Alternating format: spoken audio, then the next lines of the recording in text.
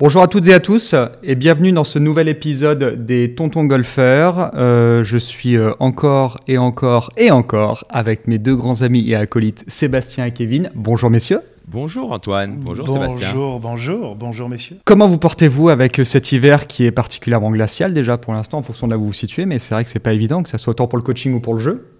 Ouais, c'est pas le meilleur moment de l'année, mais bon, il faut être courageux, faut que tout le monde soit courageux parce que c'est maintenant qu'il faut s'entraîner pour arriver à faire des belles journées de golf dans quelques mois, quelques semaines.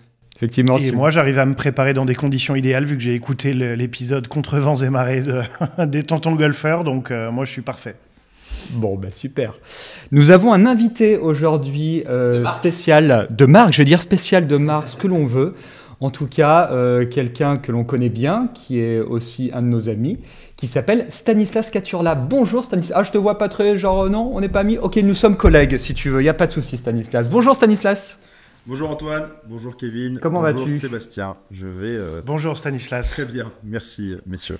Bon, on a décidé de faire cet épisode donc avec Stanislas déjà dans un premier temps pour vous parler aussi du golf professionnel et du golf français qui se porte plutôt bien, on va pas se mentir, je crois qu'on fait quand même un très grand cru en 2024. Stan qui va être également qui est à l'origine d'un tour qui s'appelle le Win Tour. Tu vas pouvoir nous en parler un petit peu. Bon nombre de professionnels vont jouer ces tournois et des amateurs également, qui permettent de se préparer dans des conditions idéales. Mais je pense qu'il n'y a pas meilleure chose à faire que toi, Stanislas, déjà te présenter ton palmarès, ton vécu et pourquoi tout ça. Eh bien, tout d'abord, merci messieurs de m'avoir invité dans ce podcast qui me tient à cœur et que j'écoute. Alors, pas tous les épisodes, mais j'en écoute certains. Je les choisis un petit peu. Selon les sujets qui peuvent m'intéresser. Donc merci de me donner l'opportunité d'être avec vous aujourd'hui pour parler du Win Tour et un petit peu plus globalement après de Win Events et du golf français. Donc pour une brève présentation, je ne vais pas parler de mes mensurations parce que je voudrais pas faire... Ça serait trop impressionnant, Je voudrais pas... On appelle ça la taille mannequin. Ça n'arrête voilà. Donc non, je suis né le 23 janvier 1992, pour ceux qui voudraient me souhaiter mon anniversaire dans pas longtemps, parce que voilà, c'est le bon moment. Je suis rochelais de cœur. J'ai donc grandi à La Rochelle. Je suis parti faire ensuite mes études au Canada à l'université Laval dans la ville de Québec pendant 5 ans en marketing et commerce international. Je suis revenu en France pour faire un stage de fin d'études au Journal du Golf, groupe L'Équipe. Et puis je suis passé pro 2 ans après, du coup janvier 2018. J'ai joué 2 saisons sur le Pro Golf Tour avec 2 tournois du Challenge Tour en France que j'avais beaucoup apprécié. J'avais été faire les cartes de l'Asian Tour également fin 2017. Ça n'a pas été 2 saisons extraordinaires. Mais du moins en termes de résultats, mais en termes d'expérience et de jeu, ça a été très enrichissant. Et puis ça s'est progressivement, ma carrière de joueur a été assez courte et s'est progressivement arrêtée, notamment avec l'arrivée d'un truc bizarre qui est arrivé en 2020 qui s'appelle le Covid, qui a foutu un peu le bazar dans les finances parce que, je vous apprends rien, les premiers postes de finances qui ont été coupés sans marketing et sponsoring. Du coup, j'avais la chance d'avoir 2 années quasiment complètes couvertes par du sponsoring. Et là, j'ai eu un peu plus de difficultés à trouver les fonds nécessaires pour une nouvelle année en 2020. Mon niveau de jeu était pas suffisant pour que je me dise qu'il fallait continuer là-dedans. J'avais 28 ans. Donc il y avait aussi, puis j'avais mes études derrière qui me permettaient peut-être d'envisager autre chose. Et c'est là que l'idée du Win Tour est apparue un petit peu plus rapidement. Enfin, on en parlera plus tard. Et donc 4 ans plus tard, Win Tour lancé, diplôme d'enseignant en poche depuis 2 ans. Et depuis le mois de septembre, je suis coach adjoint d'un programme performance à Évian. Avec 15 enfants de 11 à 18 ans. Dont on avait déjà parlé d'ailleurs avec Mathieu qui était venu, Mathieu Camison, qu'on salue, On en a déjà évoqué effectivement je vais y arriver. Les interventions d'Antoine et puis de Seb aussi, qui est là en tant que parrain. C'est ça. Donc voilà, donc déjà 3 personnes qui sont dans ce projet-là. Vous l'aurez compris, c'est une grande mafia, les tontons golfeurs, en fait. tous retouchent. Et puis les associations sont pas finies, là. On en a fait que les premières. Voilà pour une brève présentation. Ok, donc tu as une double casquette actuelle, une casquette de coach enseignant et une casquette du coup dans l'événementiel avec l'organisation de ce circuit. Tu nous as parlé un petit peu de la façon dont tu as mûri un petit peu ce circuit. Maintenant, qu'est-ce qu'il en est aujourd'hui après ces 4 ans? Qu'est-ce que tu peux dire en termes de tournois qui sont joués? À qui a la possibilité de jouer ces tournois? Les évolutions, évidemment, qu'il y a eu en 5 ans. Voilà. Alors, donc, pour resituer un petit peu, le Wing Tour, c'est un circuit français, parce qu'on est fiers d'être français et cocorico, qui donc a été créé en juillet 2020, qui est sur une journée en stroke play 18 trous. Pas de Stableford, c'est important de le préciser. Donc on ne ramasse pas sa balle. Donc pas de classement net. Voilà. Toutefois, ça compte pour le handicap, pour les amateurs. Puisque la compétition est ouverte donc aux joueurs professionnels, aux joueurs professionnels enseignants et aux amateurs jusqu'à 5 d'handicap. Mixte, tout à fait. Très bien, donc dans ces compétitions que tu organises sur une journée, tu as 3 catégories. Tu as des catégories bien évidemment où les joueurs professionnels ont un certain classement professionnel joueur où ils gagnent un certain montant en fonction de leur place. Les enseignants ont également leur classement et les amateurs aussi, c'est bien ça. Donc tout le monde, entre guillemets, a son... Alors tu me coupes un peu l'herbe sous le pied parce que du coup, c'est les différentes étapes qu'il y a eu et notamment les évolutions à travers les années. Au tout début... je vais y venir plus tard, mais quand j'ai créé ce circuit tout seul. Puis 2 ans après, vous verrez les belles associations qu'il y a eu.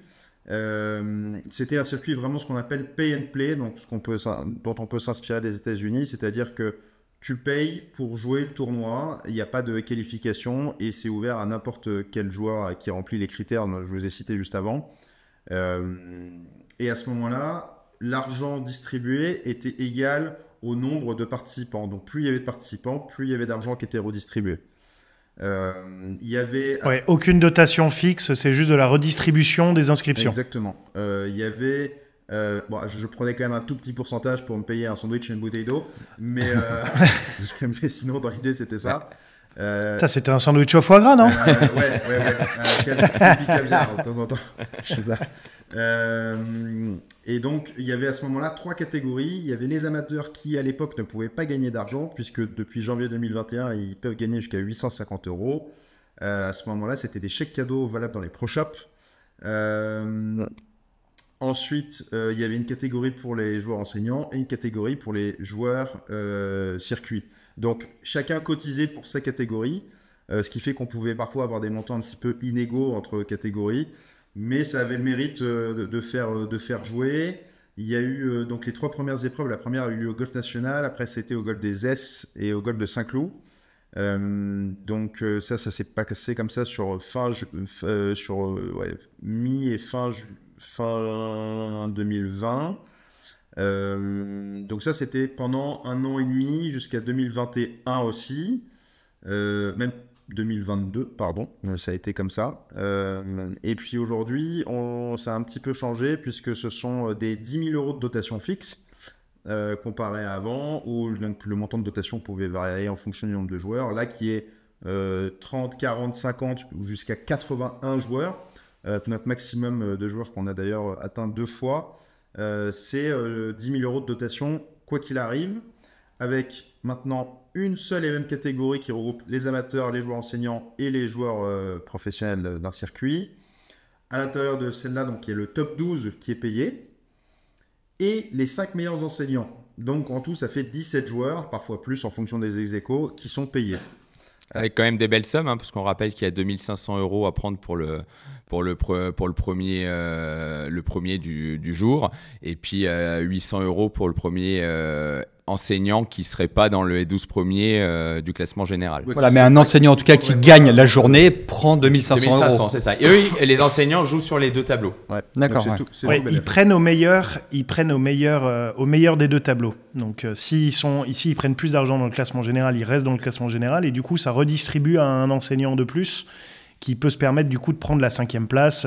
Ils prennent au meilleur des deux tableaux. Voilà. Pourquoi ça? Parce que c'est vrai que les enseignants sont à peu près équivalents aux joueurs professionnels en termes de participation sur l'année, et qu'on a vraiment 2 catégories à l'intérieur des enseignants. Il y a des joueurs enseignants qui jouent encore quasiment et qui jouent encore à un niveau de joueurs professionnels, et des enseignants qui, eux, viennent aussi... qui jouent moins, qui enseignent à côté et qui ont envie de jouer et qui ont envie de partager cette passion, leur passion, et de continuer à aller se confronter en compétition. Et donc, ça permet en fait de laisser un peu une chance quand même à tous ces profils-là. Ouais. Après, ce qui est important de préciser aussi, tout à fait, Kevin, c'est que c'est donc, tu l'as dit tout à l'heure, un circuit mixte. On fait une petite distinction avec les joueurs seniors, donc de plus de 50 ans, et les femmes qui jouent un parcours entre 10 et 13% moins long et qui restent dans cette même catégorie. Voilà, ça me paraissait aussi important de le préciser, parce qu'on reçoit parfois beaucoup de messages sur ces différences de distance qu'on peut avoir sur le parcours. Moi, je trouve ce qui est vraiment top pour avoir déjà participé à 3 éditions du Win Tour, et d'une déjà, c'est la qualité des parcours sur lesquels vous faites ces compétitions, parce que je trouve que ce sont des parcours qui se rapprochent déjà beaucoup de ce que certains professionnels ont toute l'année. Il y a des parcours qui sont exigeants, de très bonne qualité, donc à chaque fois le travail qui est fait sur le parcours lors de ces événements est top. Et ce qui est également très intéressant, c'est la façon dont tu manages les parties, avec toujours un amateur, un pro-enseignant et un professionnel. Donc ça permet aussi aux amateurs de pouvoir partager des parties avec des joueurs professionnels qui ont des circuits comme le Tour, enfin comme le DP World ou comme le Challenge Tour, parce qu'il y a ces joueurs-là qui viennent jouer les étapes du Win Tour. Donc c'est intéressant d'avoir une triple partage d'expérience. Oui, tout à fait. Écoute, c'est quelque chose qui m'a tenu à cœur quand j'ai créé le circuit. Je trouvais qu'il n'y avait pas assez justement ce mélange, que ce soit générationnel ou bien par catégorie. Vous me connaissez tous les trois, je suis plutôt quelqu'un qui est assez sociable. Donc j'aime bien mixer les univers, parce que je pense que la richesse, alors on a dit qu'on ne parlait pas politique, mais la richesse humaine, elle se fait par la diversité des échanges qu'on peut avoir, et notamment dans un milieu comme le nôtre qui est un milieu un petit peu niche. Je pense que le partage de connaissances entre les différentes générations et entre les différents acteurs est pour moi quelque chose d'assez majeur dans le développement du golf français. Et on voit que tu as une casquette Win Events et donc pas Win Tour. Comment on doit comprendre tout ça, Sébastien? Et moi, je vous propose une petite page de réclame avant, parce qu'on n'a pas parlé de nos partenaires en début d'épisode, vu qu'on s'est lancé. Donc avant de partir là-dessus, moi, je voudrais qu'on remercie les partenaires des Tontons Golfeurs, donc qui sont les mêmes. Mais je voudrais parler donc de Golf Planet, qui est un média digital dont l'application est gratuite. Vous pouvez aussi vous abonner à la newsletter. C'est le média pour pouvoir être au courant de tout ce qui se passe dans le monde du golf, et bien évidemment aussi des actualités des Tontons Golfeurs. Un grand merci aussi à Wally Club Maker, donc pour toute la partie vidéo, montage, et puis pour tout le soutien qu'ils peuvent nous apporter sur différentes choses, et moi à titre perso toute l'année. Donc un grand merci à toute l'équipe de Wally Club Maker. Et enfin, je vais terminer avec notre dernier partenaire qui est là depuis le début également. Je pense à Callaway. Callaway qui nous suit sur ce projet depuis le premier épisode, sur nos projets professionnels qui ne font pas partie que du Win Tour aussi, mais avec toi, Kevin, sur la partie professionnelle en tant qu'enseignant. Vous pouvez retrouver toute la gamme, bien évidemment, sur le site, la nouvelle gamme des fers et des bois qui sont sortis également cette année, et parler également des putters Odyssey. Je rappelle que les putters Odyssey, ce sont les meilleurs, puisque ce sont les putters les plus utilisés par les joueurs du Tour, tout simplement. Arrête avec le putting, Antoine, c'est de la chance. C'est cela, oui. Donc effectivement, merci d'avoir rappelé ça, Sébastien. Ouais, la C'est petite vrai page qu'on- de réclame en plus. Je pense que nous, on appelait ça déjà des pages de pub, mais j'aime bien la page de réclame. Ouais, mais on était tellement excités à avoir Sébastien. Comment tu t'appelles déjà? Oui, Stanislas, c'est ça, Stanislas. On était tellement excités à avoir Stanislas avec nous, donc on voulait tout de suite le faire, mais voilà. Ouais. Bonne page de Il vous a récap. manqué Donc effectivement, il faut on... que vous travaillez un petit peu le petit côté jingle pub. Je pense que ça peut être un truc sympa, ça. Ouais, on a Boum, pas le boum, montage aussi. On a pas Mais le- je pense qu'on va changer le générique. On On va a faire un un rap. batteur qui s'entraîne. On va Ouais. faire un rap, je pense.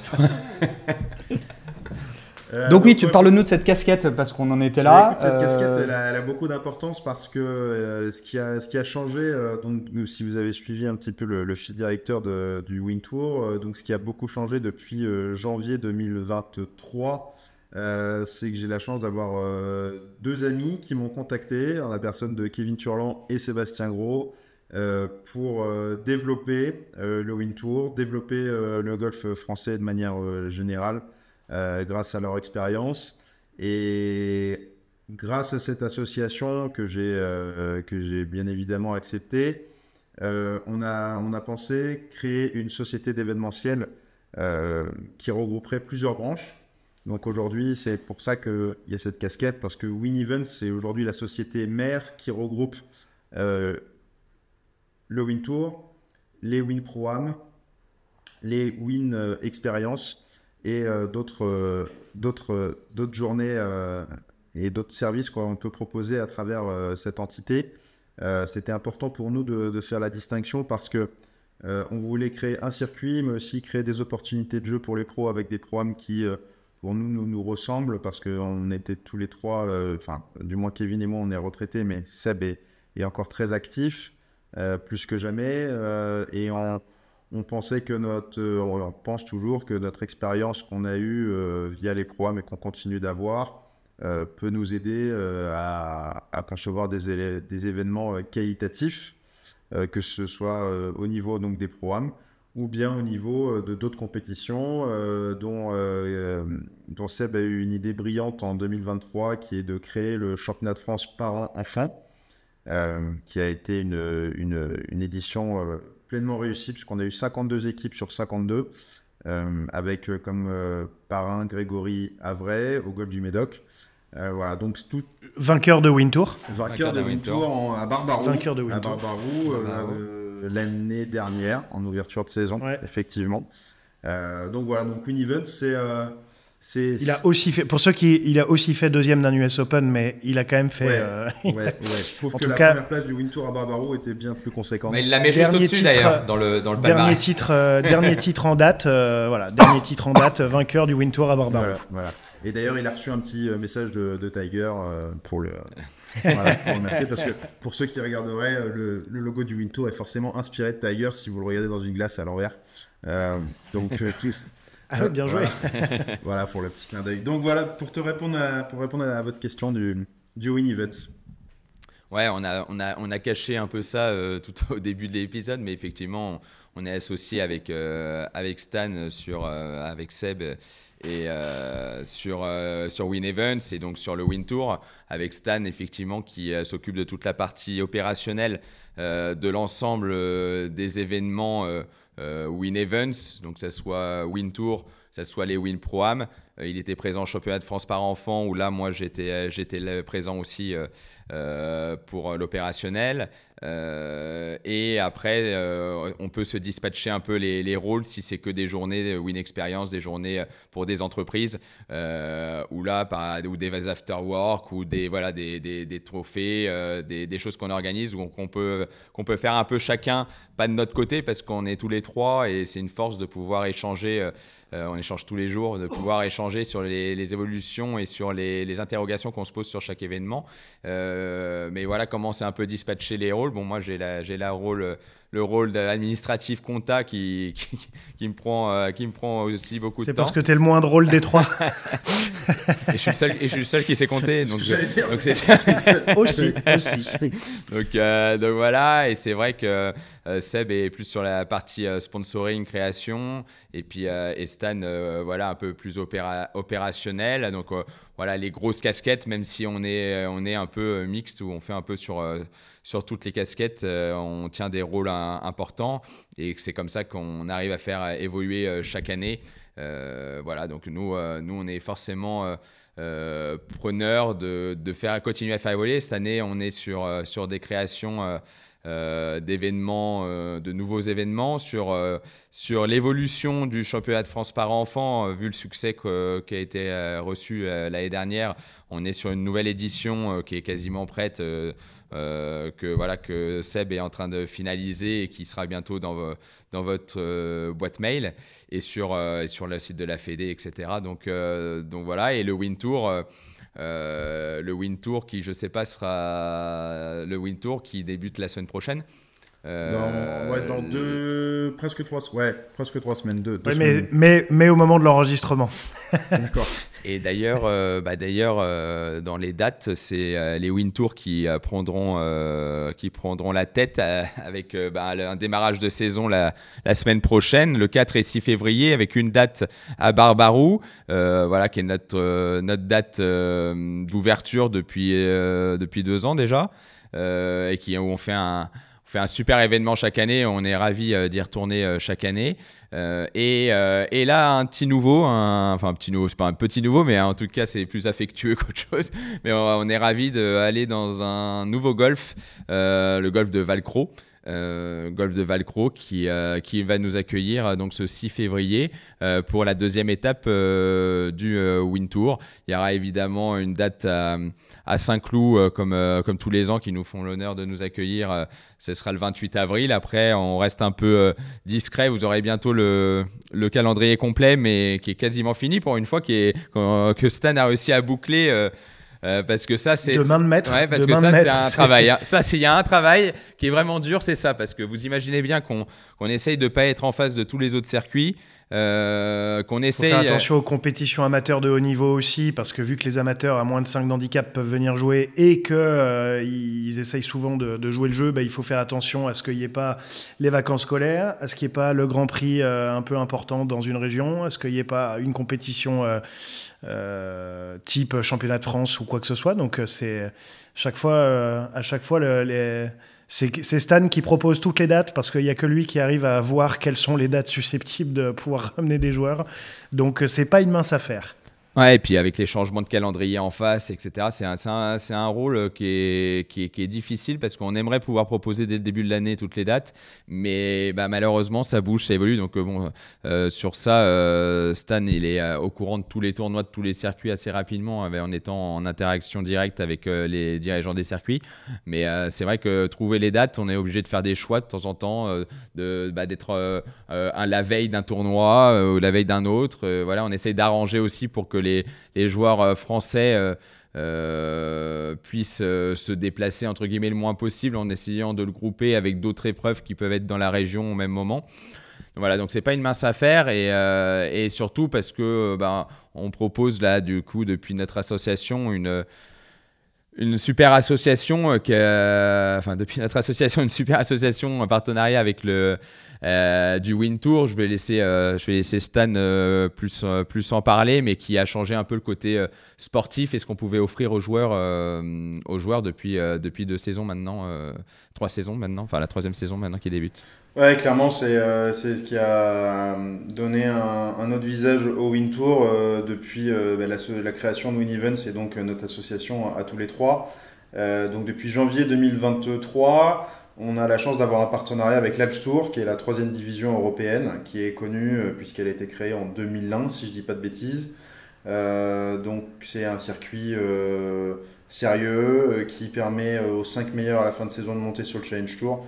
Il y a beaucoup de joueurs français et internationaux qui ont fait leur gamme dessus. Sébastien a fait ses gammes dessus, il a gagné dessus, il me semble, il y a maintenant quelques années.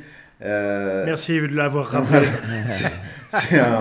C'est un super circuit où on sait que c'est bien organisé. Donc c'est une 3e division européenne et grâce à Estelle Richard et toute son équipe, depuis janvier 2023, on est accrédité de 3 places en fin d'année. Catégorie 7, 8 et 9 pour les 3 premiers de l'ordre du mérite du Win Tour qui s'appelle donc depuis 3 ans la Race to Alps Tour et donc qui permet aux 3 lauréats de monter sur cette 3e division européenne. Donc on peut dire, on s'est approprié, je pense à juste titre, le nom de 4e division européenne. Parce que, comme tu l'as justement dit tout à l'heure, Kevin, c'est un circuit français, mais qui est ouvert à toutes et tous. Oui, notamment aussi aux étrangers qui seraient membres d'une PGA. La PGA France d'ailleurs qui nous soutiennent aussi, on est accrédité aussi PGA, qui nous aide tout au long de l'année et qu'on est ravis de représenter et qui nous permet déjà d'ouvrir aux autres PGA et qui nous permet aux étrangers de pouvoir venir tenter leur chance pour essayer d'avoir leur catégorie sur le App Store. Et les amateurs aussi, hein. On a même eu des Américains, on a eu des Allemands, on a eu des étrangers aussi, ils n'ont pas fait le déplacement des États-Unis pour venir jouer les épreuves du Winter, mais des Américains, on commence à avoir, on n'a pas fait le décompte, mais on commence à avoir pas mal de nationalités européennes. Et américains qui ont mis les pieds sur le Wintour, donc c'est quand même plutôt gage de confiance en tout cas. Grâce aux réseaux sociaux, d'ailleurs, je ne sais pas si vous vous en souvenez, Seb et Kevin, c'est vrai. Les Américains. J'ai joué avec l'un des Américains. Voilà, pour le petit clin d'œil des Américains, ils sont basés en Allemagne, ce sont des ingénieurs dans l'armée américaine, dans une base allemande. Et des bons joueurs de golf qui voulaient tout simplement faire des tournois et ils ont vu le Wintour sur leurs réseaux sociaux, ils se sont dit tiens ça a l'air sympa, qu'est-ce que c'est, ils se sont renseignés et puis maintenant ils viennent faire le maximum de dates, donc c'est plutôt très sympa et puis ils en parlent à leurs copains, donc ils viennent de plus en plus et effectivement c'est un circuit international. On va bientôt se faire racheter par FedEx, c'est sûr. Alors, quels sont les objectifs, tu vois, même si je connais la réponse, mais pour ceux qui nous écoutent, en fait, quels sont les objectifs du Wintour? Quel est on va dire, l'axe de développement? Qu'est-ce que mais là, on va dire, qu'est-ce que tu souhaites transporter du Wintour aujourd'hui par rapport à ses débuts? Qu'est-ce qui t'a motivé vraiment à créer ça? Je pense que tu vois là où je veux t'emmener, mais en tout cas, voilà, quel est comment dire, la ligne de conduite du Wintour et où va le Wintour? Écoute, pour reprendre la création, l'idée elle m'est venue parce que j'ai fait mes études donc au Canada et puis on avait l'opportunité et la chance de jouer aux États-Unis de temps en temps et j'ai eu justement un moment le temps de jouer des pay and play en Floride. Et j'avais trouvé l'expérience extraordinaire. Alors c'était bien plus cher que les 160 € d'inscription qu'on propose aujourd'hui parce que c'est l'Amérique et que les mentalités sont un petit peu différentes là-dessus et c'était plutôt de l'ordre de 250 à 400 $ la journée, mais je m'étais retrouvé sur le putting green avec Nick O'Hearn qui est un joueur australien, alors ça c'est pour les vieilles générations, qui est un gaucher avec un long putter mais que Antoine pourra nous décrire. Toujours les lunettes, la casquette ping et les lunettes. Ne lance pas Antoine sur le putting, voilà. s'il te plaît. C'est un peu... Parce qu'il va nous en faire un épisode. Il pouvait un peu ressembler au méchant dans Spider-Man, mais... bien joué. mais super mec, et du coup, j'avais des étoiles dans les yeux de le voir sur le putting green en me disant je vais faire le même tournoi que Nick O'Hearn. Et donc j'étais allé lui parler, discuter 2 secondes, et j'avais trouvé ce mélange, ce mix super intéressant, et quand je suis rentré en France et que je jouais sur le Pro Golf Tour, j'étais dans la voiture avec 2 copains, avec Julien Depoyen et Yann Pfeiffer, et puis on avait l'habitude de faire pas mal de trajets assez longue distance, et donc on se posait pas mal de questions sur tiens, qu'est-ce que pourrait être notre vie si on n'avait pas fait joueur de golf professionnel. Et donc moi je leur avais dit, écoutez, j'aimerais bien créer un circuit, parce que j'avais beaucoup aimé cette expérience aux États-Unis qui regroupe les joueurs enseignants, les joueurs professionnels d'un circuit et les amateurs. Ce mix me plaisait beaucoup pour pouvoir proposer des opportunités de jeu à ces 3 catégories-là pour plusieurs raisons. On dit souvent que les idées, les bonnes, je sais pas, mais viennent des propres manquements qu'on a personnellement. Moi je trouvais que, et c'est encore malheureusement le cas aujourd'hui, que de faire intervenir son staff, et je pense que peut-être que Seb pourra confirmer, mais de faire intervenir son staff sur un tournoi, aujourd'hui c'est extrêmement difficile pour plusieurs raisons, parce que c'est coûteux, la première, il faut défrayer son coach pendant une semaine, il faut le payer, Deuxième chose, il faut que ça soit compatible avec son emploi du temps. Et malheureusement, sur ces troisième division ou deuxième division, les budgets sont toujours parfois pas évidents à tenir. Et donc, de faire venir son coach pendant 2, 3, 4 jours, ça a forcément un coût super important sur la semaine. Et donc, pour moi, c'est super difficile. On est un des rares sports aujourd'hui sur des deuxième ou troisième divisions à évoluer seul, sans coach. Je veux dire, vous prenez l'équivalent des divisions rugby, alors c'est des sports collectifs, vous allez me dire, c'est peut-être différent, mais même une 5e, 6e, 7e division en football, il y a quand même un coach qui les suit sur chaque déplacement.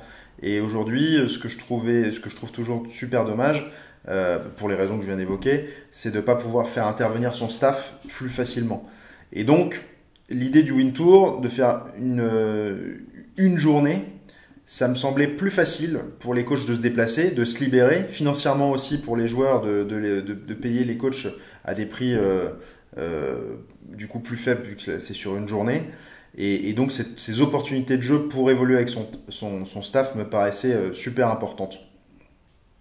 Et en plus de ça, en proposant maintenant en tout cas des dotations qui sont quasiment équivalentes à des circuits de 3e division où certains joueurs ont parfois peu de chance. Je vois c'est la tête de Seb. On a quand même 4 fois moins de dotation. 3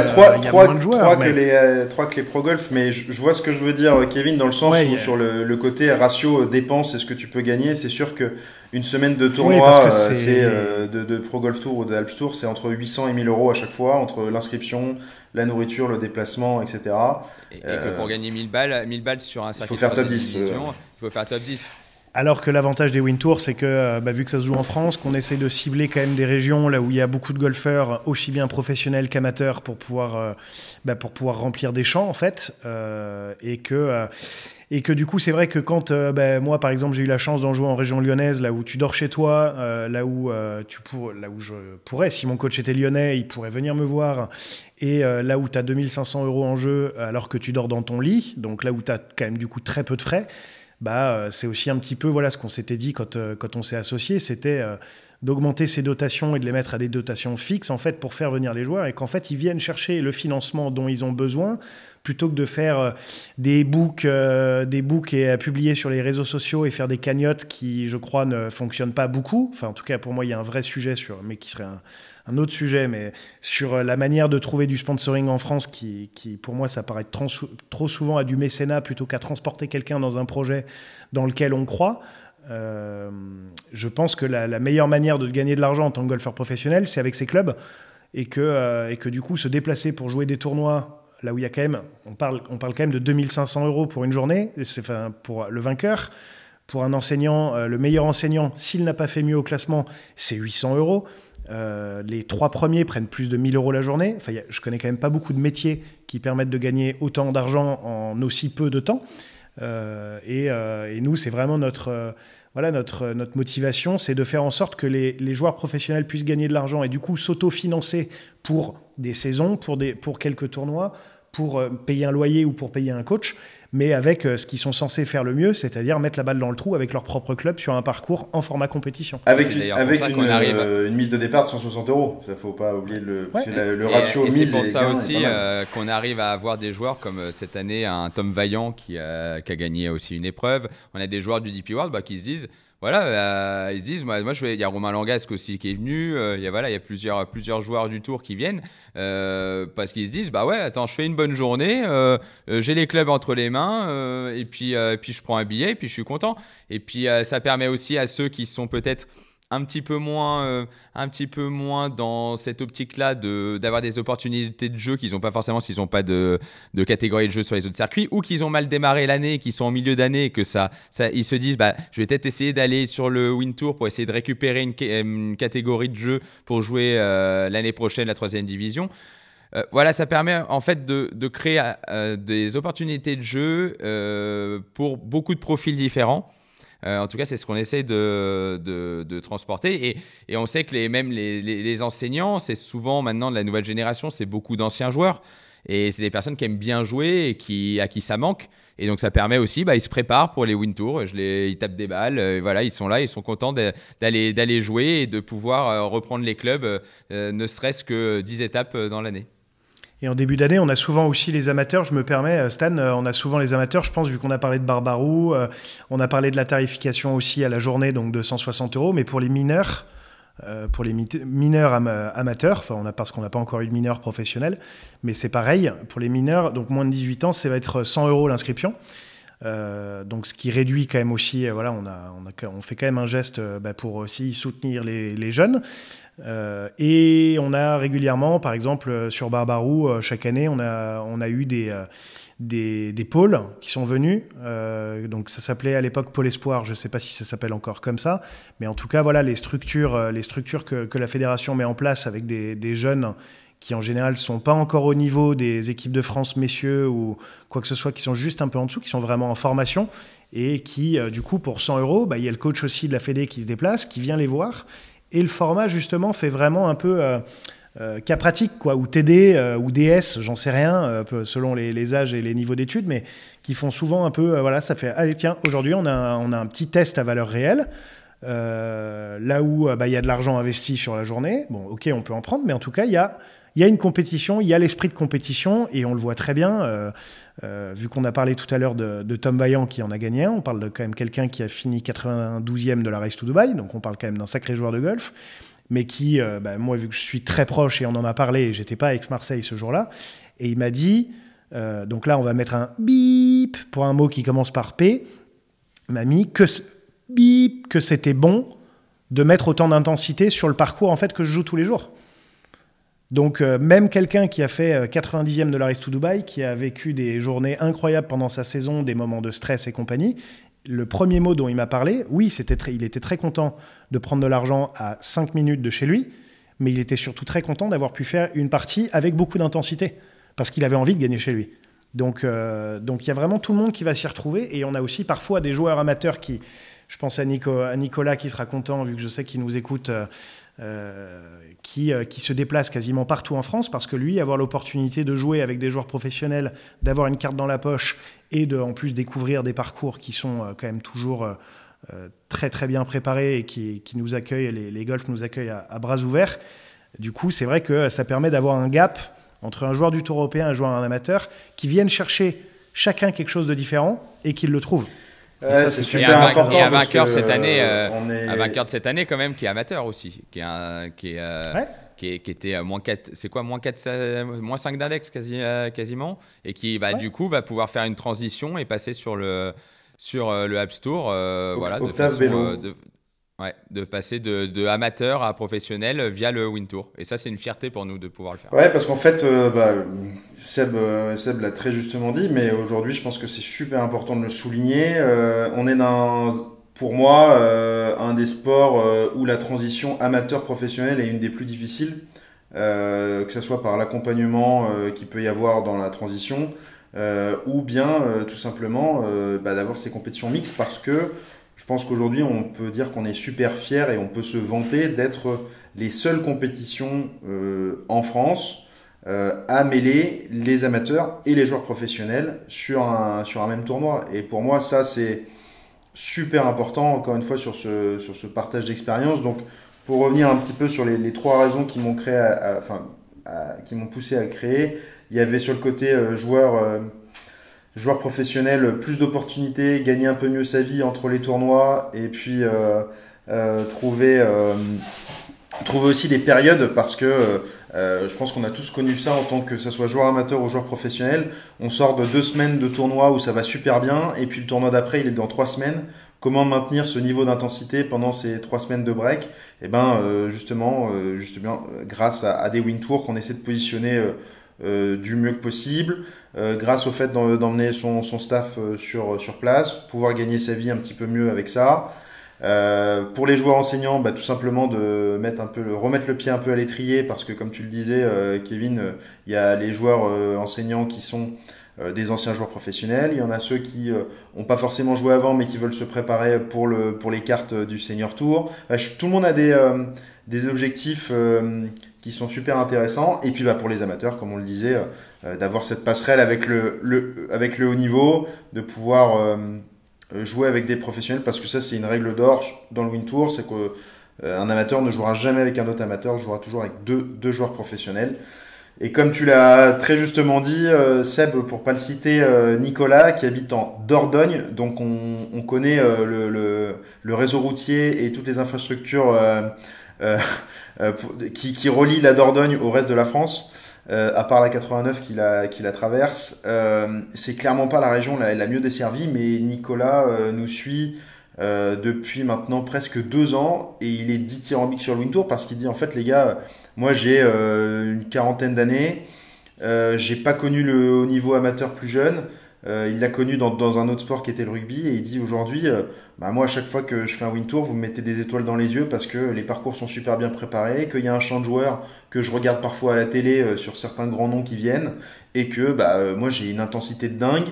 Et surtout, je ne sais pas si vous vous en souvenez, il nous a fait des retours qui étaient canons pour le côté amateur, de dire, et il se fait le messager auprès de son club, de dire, une fois que j'ai joué un Win Tour et que j'ai fait 85, parce que c'est dur, les conditions, les parcours sont préparés pour que ce soit des joueurs professionnels qui jouent dessus et pas le Grand Prix ou la Coupe du Saucisson. Il dit en fait, une fois que j'ai pris une tôle là-dessus, ça me donne qu'une envie, c'est de m'améliorer parce que je vois l'écart qu'il peut y avoir. Et surtout, quand je rentre à la maison pour faire une compétition ou qu'il y a un Grand Prix, il est complètement détendu, son niveau de stress a largement diminué, et puis il est beaucoup mieux préparé pour ce type d'événement.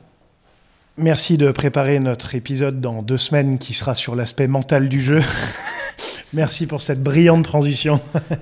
Non, mais donc, tout ça pour dire, on va pas étaler plus longtemps, je pense, sur le Win Tour, même si on y reviendra. Je pense que tout ça, et c'est ce qui nous a attiré avec Seb de rentrer dans ce projet-là, c'est pour justement aider ce développement du golf français de manière générale. Nous, on se considère, on va dire à la base de la pyramide professionnelle, où on donne des opportunités de jeu à des joueurs qui sont à devenir, à des joueurs qui ont encore envie de jouer, ou des joueurs qui sont en transition, qui sont peut-être entre 2 moments de leur carrière, et aussi ceux qui jouent déjà très bien et qui sont là pour affûter encore les couteaux pour aller jouer sur leurs circuits respectifs le reste de l'année. Et je trouve que c'est important en fait cette base, parce que ça ne veut pas dire que… Moi, je trouve que le fait qu'on puisse continuer à jouer, tant qu'il y a de la vie, il y a de l'espoir, entre guillemets. Mais effectivement, ça permet à des joueurs qui parfois vont gagner un Win Tour, et ça va leur donner un coup de boost, et tu sais pas pourquoi derrière ils vont bien jouer sur leur circuit, même si c'est des circuits supérieurs. Kevin, tu me tends une perche énorme, et ça va vous faire beaucoup rire. Et ça va nous mettre un énorme coup d'ego en bien. Julien Guerrier est venu jouer un Win Tour au Gouverneur le lendemain d'un tournoi à Madrid, exactement, en Espagne. Il est venu le lundi matin jouer, et 2 semaines après il gagnait son premier tournoi sur le Tour européen. Donc blague à part, alors qu'il a même pas fait podium du Win Tour, donc le Win Tour est vraiment un cran au-dessus. Non, mais blague à part, je pense que ça peut toujours aider à n'importe quel joueur dans cette situation-là. Et je me souviens aussi, il y avait un truc sympa, Martin Couvrat avait gagné son premier chèque lorsqu'il était encore amateur au golf de Château-Larc. Et donc c'était sa première victoire professionnelle lorsqu'il était encore amateur, et il n'était pas aussi connu que maintenant. Donc ce qui est aussi super sympa, c'est de suivre l'éclosion de ces jeunes talents, comme tu disais, vu qu'on est à la base, ils passent par chance par chez nous pour ensuite accéder au plus haut niveau. Et puis tu pouvez regarder tout le palmarès français, et quasiment tous ont déjà joué un Win Tour ces 5 dernières années. Donc c'est quelque chose qu'il faut quand même… On n'a pas eu Kevin Turlan quand même. Ouais, mais moi, on me paye pour jouer. Ouais. Ouais, on a eu les mêmes arguments avec Antoine, mais il a fini par céder, il est venu. Non, mais Je viendrais jouer, mais le problème, c'est qu'en étant associé, on a déjà Seb qui a gagné la première année en étant associé, il a gagné le circuit. Si derrière je gagne, ça va poser des problèmes. Ouais. Je préfère pas poser le problème. Il reste plus que toi. Attends d'être senior ou que ton opération soit finie pour jouer 13% devant. Ouais, c'est ça. Si on parle une dernière fois, j'ai une petite question, moi, donc je ne suis pas du tout au courant de ça, mais t'es qui d'ailleurs Parce que là, on faisait un codir en fait. On faisait un codir de Winnie Vance là. J'ai compris, il n'y a pas de souci. Est-ce que, en termes d'ambition, on peut imaginer, par exemple, le Win Tour sur 2 journées, par exemple, où vous voulez vraiment rester sur ce cadre non, on reste une journée par rapport à ces questions financières. C'est une super question et qui nous est posée quasiment depuis le début de la création du Win Tour. Aujourd'hui, on est plus dans l'idée de vouloir rester sur une journée pour plusieurs raisons. La première, c'est que, comme on en a parlé, c'est que ça limite les frais. Forcément, si on passe sur 2 jours, il y a une nuit d'hôtel en plus. Donc, on sortirait un peu de l'état d'esprit du Win Tour qui était de réduire un peu les frais pour permettre à des joueurs de gagner un petit peu d'argent. Après, c'est ambivalent parce qu'on leur donnerait une opportunité de jeu en plus avec une journée en plus. Mais ça aussi, c'est super difficile parce que, comme on l'a dit tout à l'heure, les golfs nous accueillent à bras ouverts. Mais c'est très compliqué de trouver des golfs qui nous accueillent déjà sur une journée, une matinée. Alors, trouver sur 2 jours, c'est encore plus difficile. Et alors là, ça c'est ma partie perso. Ça serait encore plus un casse-tête chinois de trouver 2 jours de dispo de suite qui tombent bien dans les calendriers. Donc, si, premier tour 4 février, deuxième tour. Voilà, alors, tout à l'heure, j'ai failli dire, en fait, aussi, la période idéale, c'est du 1er au 10 décembre et on fait 10 jours de suite. Et là, on sera vraiment tranquille à tout point de vue. Il y a que effectivement peut-être la finale dont on parle depuis 1 an qui pourrait éventuellement se passer, qui pourrait être sur 2 tours. Mais il y a aussi le côté financier aussi. Un autre projet aussi qui pourrait être, c'est qui pourrait voir le jour aussi une épreuve un peu particulière du Win Tour cette année, qui serait sur ces 3 tours. Ouais. 3 tours. Voilà, on vous en dit pas plus. Si, vas-y. Non, c'est une exclue. C'est une exclue. On peut et pas. puis quand cette reine est sortie. Mais il y avait aussi le côté financier, Antoine, parce que forcément, quand tu joues une journée pour 10 000 €, si tu joues pour 2 jours, forcément, dans la tête des joueurs, ils vont vouloir. Ah, tu vas devoir mettre 20 000, mon coco. Trouver une solution. Je vais dire, toi, t'es le parfait exemple du mec qui va me dire, si je joue pour 2 jours, il faut 20 000. Et aujourd'hui, tu me fais pas chier, sinon je te demande 25 000. Voilà. Donc, et aujourd'hui, on travaille très fort pour avoir des partenaires, que ce soit financiers ou en échange marchandises. Et c'est déjà pas évident d'avoir les 10 000, donc ça serait encore plus difficile d'avoir ces 20 000, même si forcément on espère tendre vers cet objectif-là à court et moyen terme. Bon, rappelle-moi, fais-moi un business plan, je vais voir ce que je peux faire. Allez, je t'attends. Et c'est vrai, de manière générale, il y a quand même une grosse évolution du golf français ces dernières années, même si ça faisait déjà quelques années qu'on avait des résultats par-ci par-là dans différentes catégories d'âge. Là, je crois, cette année, c'était un poste de Pascal où il y avait tellement de victoires par équipe. Alors, je n'ai pas envie de froisser. J'ai un souvenir, je crois que c'est 9 titres européens, toutes catégories confondues. En comptant les seniors, et que ça soit hommes ou femmes, en comptant les seniors, les girls, les plus jeunes, les moins jeunes. Je ne sais pas pourquoi j'ai 9 en tête, 9 titres européens. Je ne sais pas pourquoi. Non, mais c'est dingue. Et on voit que en fait, ça arrive un peu de toutes les catégories d'âge. Donc on sent que c'est un engouement qui a été mis aussi en place par la politique de Pascal, qu'on avait reçu ici, qui lui est très centré sur le très haut niveau et sur le top 50 mondial. Mais j'aime à dire, et quand on en discute avec lui, il est d'accord aussi, que le rôle qu'on tient aujourd'hui pour l'évolution du golf français, il est important aussi. On est plutôt dans cette base, pendant que lui véhicule plus dans le haut de cette pyramide. Nous, on est plutôt dans cette base et à essayer d'emmener le plus de personnes avec nous et d'essayer justement de pouvoir apporter de plus en plus de chances au golf français de se développer et d'avoir des personnes dans le top 50 mondial à terme.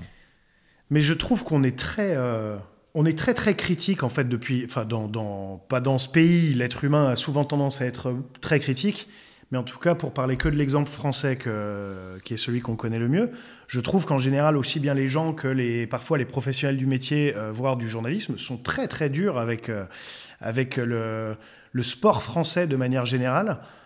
Parce que je trouve que dans le tennis, c'est beaucoup comme ça. On a quand même craché au visage de beaucoup de tennisman français qui, on leur disait, vous n'arrivez pas à gagner des grands chelems. Enfin, on en a eu un moment, pendant des années, certes sans grand chelem, on en a eu 4 ou 5 qui étaient dans le top 30 mondial, et on disait, c'est des buses. Enfin, j'en connais pas beaucoup qui sont dans le top 30 mondial de leur métier, et quand de toute façon, vous avez les 4 monstres sacrés du tennis qu'il y a eu devant, pendant 15 ans, il n'y a pas grand monde en fait qui a gagné des tournois du Grand Chelem. Donc quand tu arrivais déjà 5-6e mondial, bref, ça c'était la petite parenthèse tennis, mais qui s'apparente beaucoup au golf. Les Français ont souvent tendance à pointer du doigt le fait qu'il y a des Italiens très forts, il y a des Espagnols très forts, il y a des Allemands très forts. On peut parler de Bernard Langer, Martin Keimer, on peut parler de Matteo Manassero ou des frères Molinari, ou de Constantino Rocca, et pour un petit peu plus anciennement. On peut parler bien évidemment de Severiano Ballesteros, Olazábal, Jon Rahm. On peut parler de ces personnes-là. Nous, on a une manière, on ne peut pas dire pourquoi, on a une manière en France de se démarquer plus, c'est le nombre. Il n'y a que les Anglais, sur les 15 dernières années, il n'y a que les Anglais, je parle vraiment anglais, pas Royaume-Uni, il n'y a que les Anglais qui ont plus de personnes que la France sur le Tour européen, qui déjà attestent d'un niveau de jeu absolument monumental pour y avoir été sur le Tour européen. Je peux vous dire que pour y rester, c'est compliqué. Et nous, on se permet de critiquer, et je parle nous en disant les Français, on se permet de critiquer parfois des gens comme Grégory Avray ou Raphaël Jacquelin en disant « ouais, mais ils n'ont pas assez gagné ». Mais déjà, le niveau de jeu qu'il faut déployer et l'intensité qu'il faut mettre à l'entraînement pour rester pendant plus de 20 ans sur le Tour européen, justement, mis à part des Rory McIlroy, des gens de ce niveau-là, il n'y a personne qui fait ça.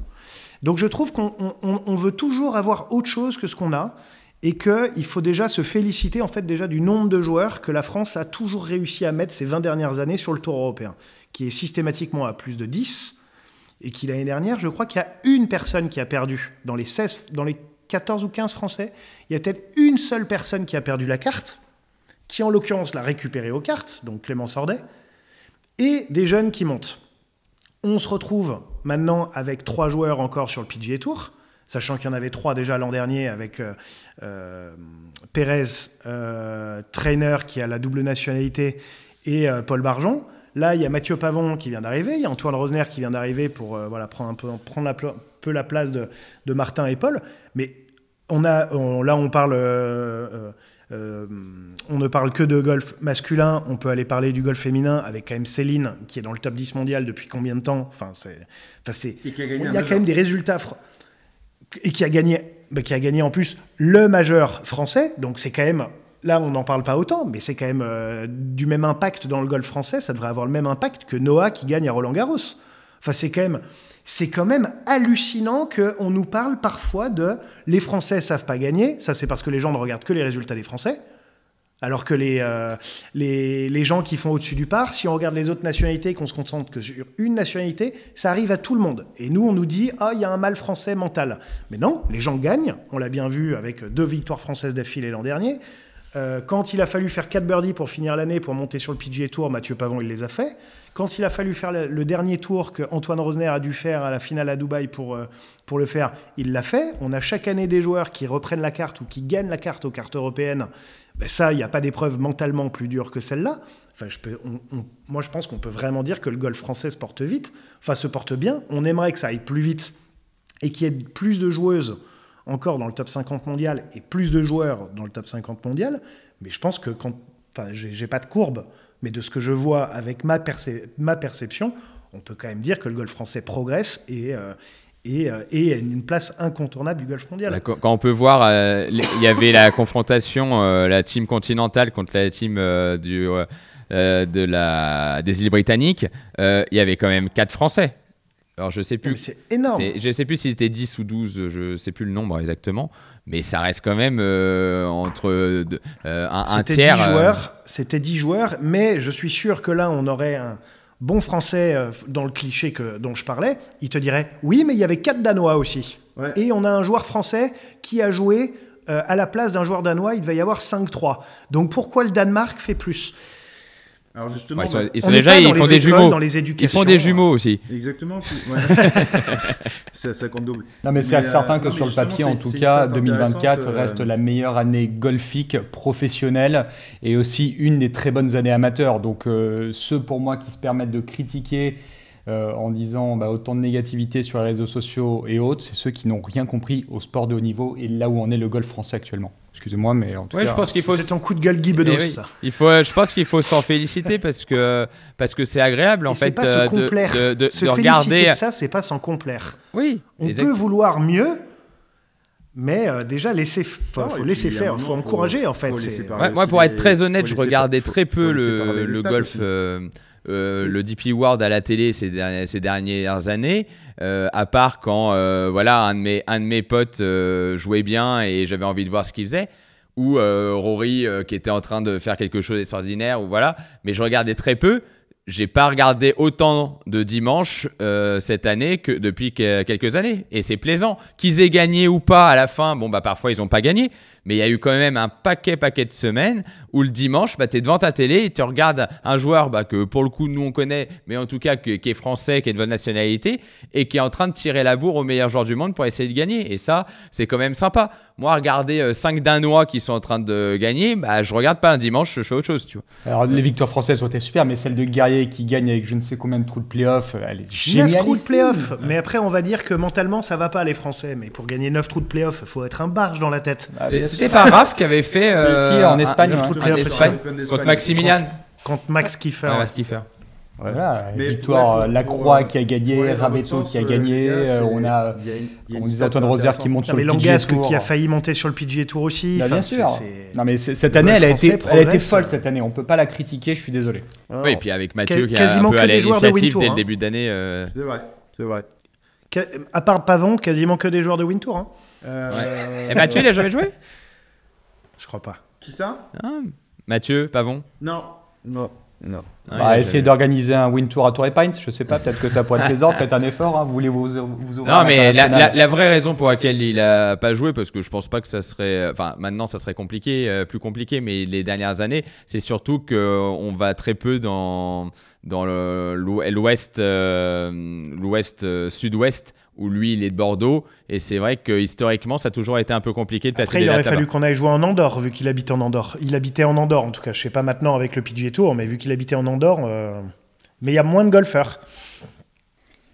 Eh bien, messieurs, on arrive sur la fin de cet épisode. Du coup, merci beaucoup Stan, et tu vas nous dire encore le mot de la fin concernant le Win Tour et le Win Events. On a bien compris, cette évolution du Win Tour est extrêmement importante pour tous et bénéfique pour tous et toutes également. Comme on le dit, c'est important de dire que c'est un circuit qui est autant pour les hommes que pour les femmes. On espère, du moins pour vous, de voir de plus en plus de femmes qui soient présentes.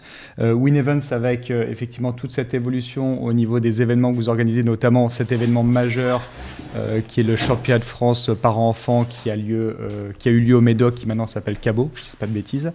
Mais en tout cas, voilà, de très belles évolutions. Stan, je te laisse nous dire quelques mots pour finir cet épisode avant que l'on conclue de notre côté. Tout simplement vous remercier et puis aller effectivement dans le sens de ce que vous disiez tout à l'heure sur le fait que le golf français se porte bien. Je crois qu'il y a des stats qui sont assez intéressantes, c'est qu'on est un des pays d'Europe continentale qui place le plus de joueurs dans le top 100 mondial. L'Allemagne, l'Italie, l'Espagne, voilà, des gros pays de golf n'en font pas autant. Je crois qu'il n'y a que le Danemark et la Suède qui peuvent rivaliser. Donc je pense que le golf français se porte bien. Nous on essaye à notre échelle qu'il se porte aussi bien et de pouvoir encourager des jeunes pousses, des moins jeunes pousses à toujours s'améliorer. Et on espère proposer encore une année riche en événements avec des beaux golfs qui nous attendent, qui font un super travail pour nous recevoir, et je me permets ici de les remercier tout particulièrement. Remercier également nos partenaires. On a Callaway, on a Globe Broder avec Olivier Cetra qui fait un super boulot. On a Nutri, parce qu'on a aussi une partie sur l'hygiène et la nutrition que Kevin connaît parfaitement, sur laquelle on essaie de s'attacher. Et on a une association aussi qui nous tient beaucoup à cœur, qui s'appelle l'association du sport et plus, qu'on aide depuis 3 ans, où chaque birdie ramène 10 euros, chaque eagle 100 euros, pour aider le quotidien des enfants hospitalisés. Tout ça fait que... On a Vivant. On a Vivant. On remercie beaucoup. Et sachant que pour du sport et plus, c'est financé par la société Exis.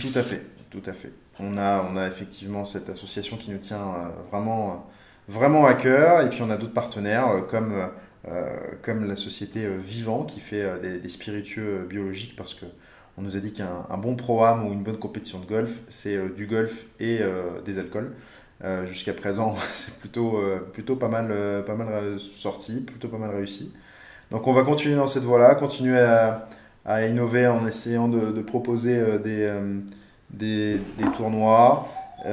C'est 10 000 euros de dotation qu'on espère peut-être augmenter aussi au fur et à mesure des années si on peut, à défaut de passer sur 2 jours.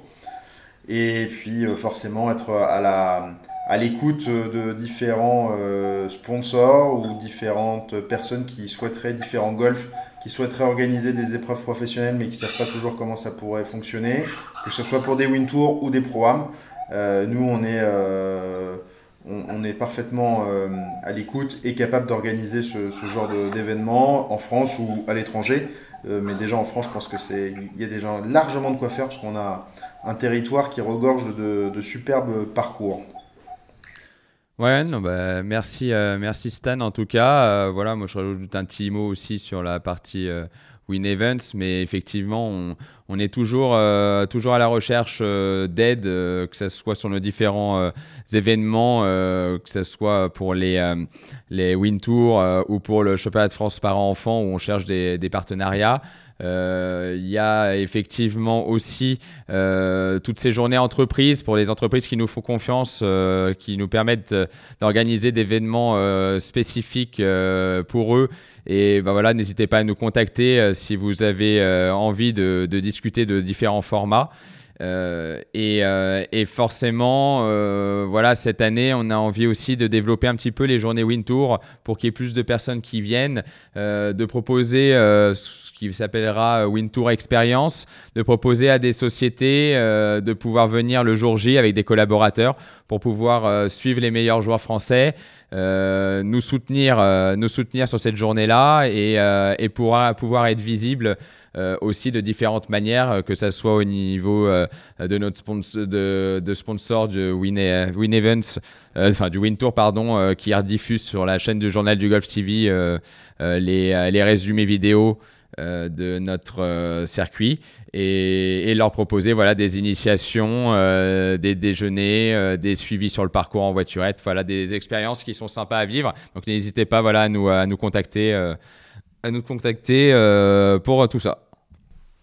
Parfait. Écoutez, si vous n'avez rien à rajouter, messieurs, on va cette fois-ci ne pas oublier de remercier nos fidèles sponsors. Je vais commencer, pour repartir dans un ordre différent, par remercier à nouveau Callaway et Odyssey, la toute nouvelle gamme de chez Callaway que vous pouvez retrouver maintenant en fitting ou dans vos magasins préférés, et également les putters Odyssey pour toujours vous faire rentrer plus de putts. Et un grand merci à Wally Club Maker pour tous ces montages vidéo et tout l'engouement, tout ce qui nous aide à faire sur ce podcast, toutes les bonnes idées, tout le soutien. Donc un grand merci à l'équipe de Wally Club Maker. Et un grand merci à Golf Planet, donc média digital, entièrement digital et entièrement gratuit aussi bien pour le téléchargement de l'application sur lequel vous avez absolument toutes les dernières infos en temps et en heure, et toutes les nouvelles choses aussi sont présentes sur la newsletter, dont la publication des épisodes des Tontons Golfeurs.